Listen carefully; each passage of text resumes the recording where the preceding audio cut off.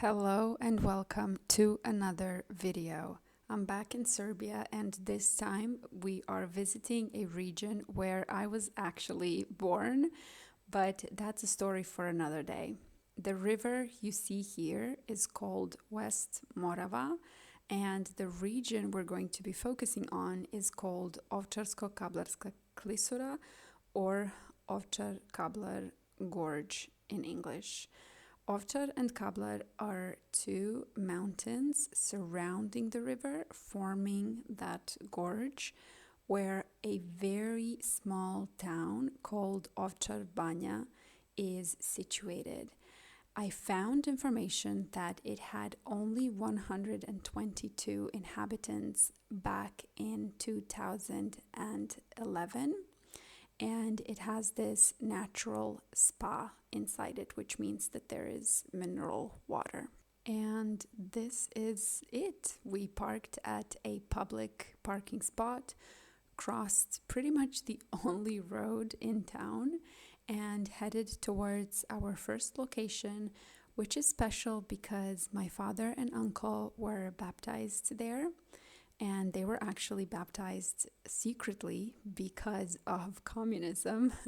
But again, that's another story for another day.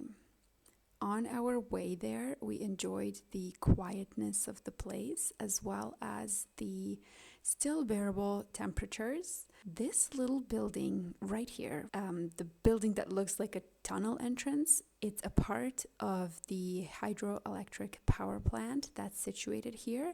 And inside, there's a memorial plaque to two men who died in a 1965 flood while trying to save the people and the machinery inside the power plant.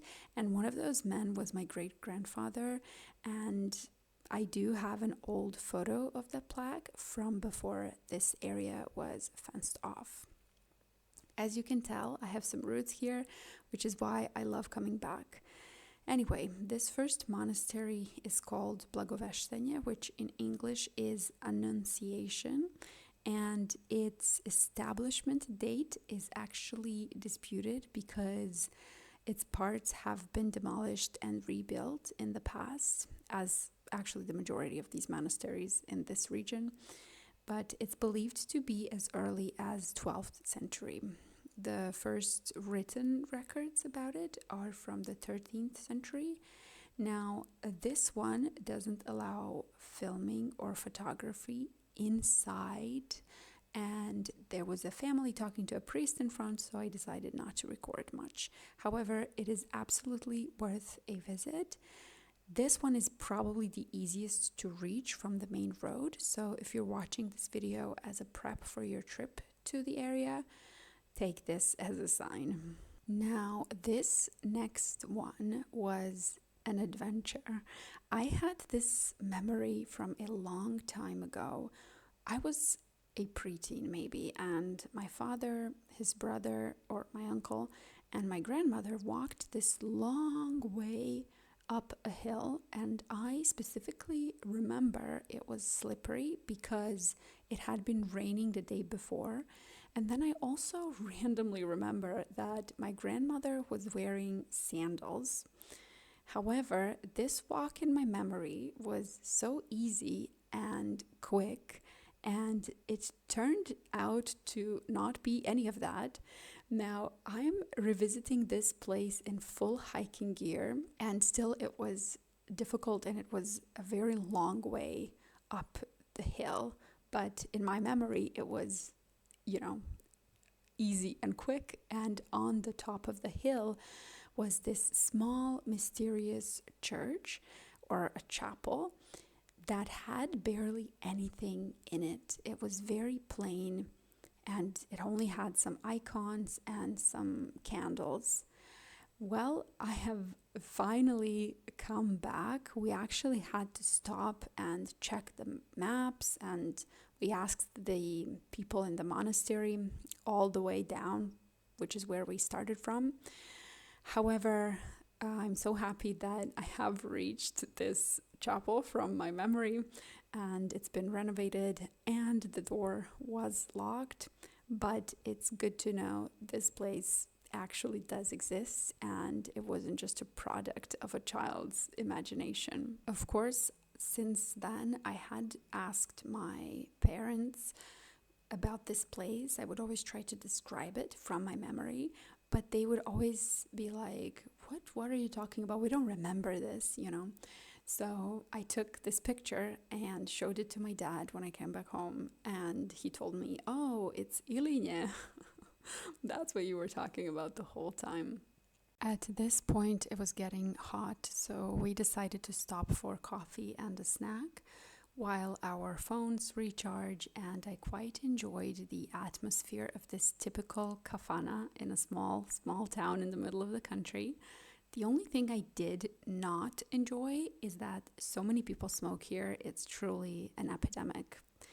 Anyway, leaving those unmannered, stinky people who smoke even while others are eating behind us, we got to walk through the entire town this time, and it was small but charming and very, very peaceful.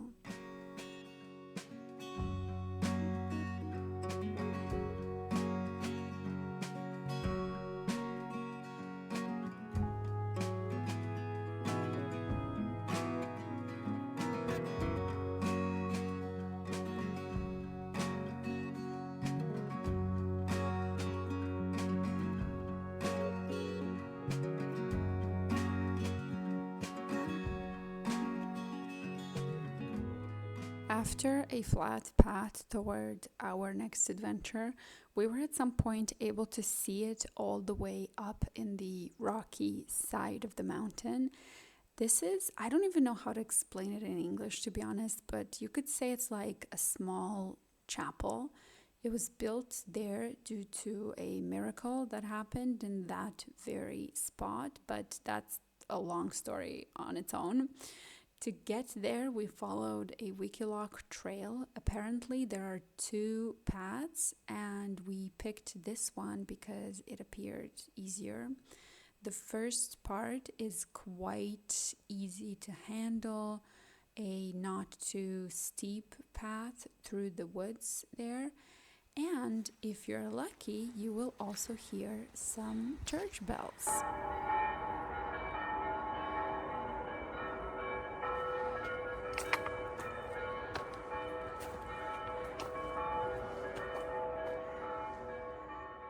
This path also offers some beautiful views of the surrounding mountains, as well as the river meandering through the gorge, as well as some memorial plaques, which, did not help with anxiety.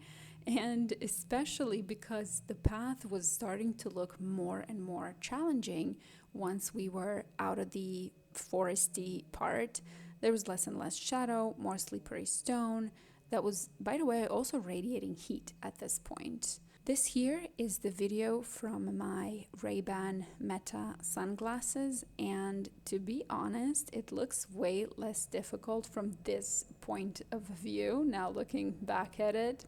However, we did end up giving up. The heat was getting to us, and the thoughts of how will we get back down overruled the excitement of reaching this little sacred miracle spot. On the bright side, the descent was quite enjoyable as we were back in the shade. Fortunately, the next monastery is reachable by car, and as you can see here, the road is tiny, however, very charming.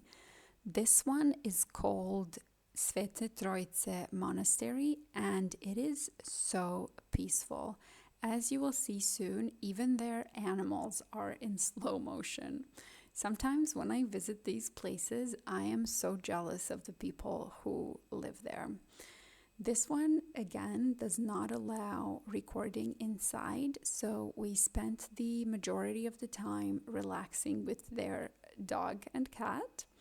We refilled our water bottles at their water fountain, which we were told is coming directly from a spring, which must be true since it was so refreshingly cold. And finally, I've saved the best for last. Again, we drive by some farms and picturesque narrow roads before reaching our final monastery today called Sretenje. And now I am just going to let you listen to these clips. I did not reduce the volume. I did not do anything with the sound. This is how it actually feels.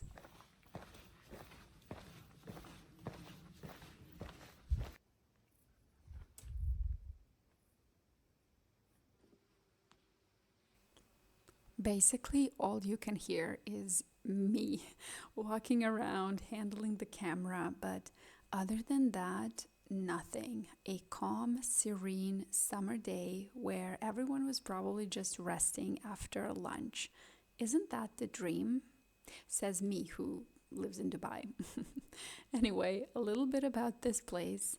First of all, it's a women's monastery, which we couldn't help but notice all the flowers and how just absolutely immaculate it is.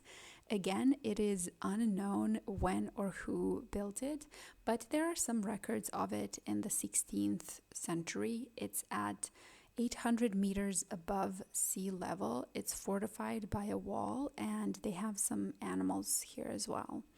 There is a myth that the way they decided on the location was by throwing a crown down the hill, and wherever it will fall, that would be the spot for a new church.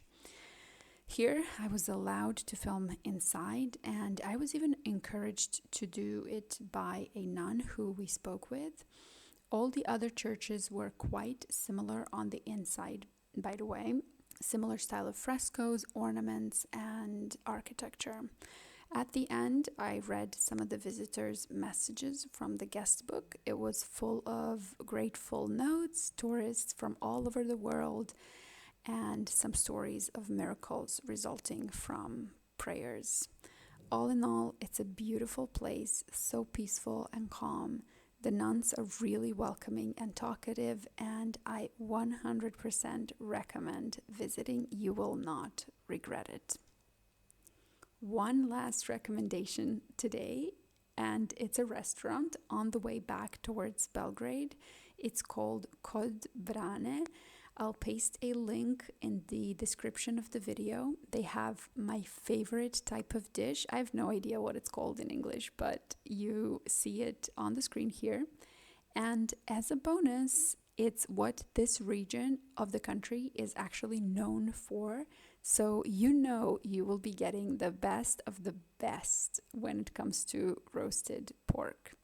With that, thank you for watching. Hope you enjoyed, and see you in the next video.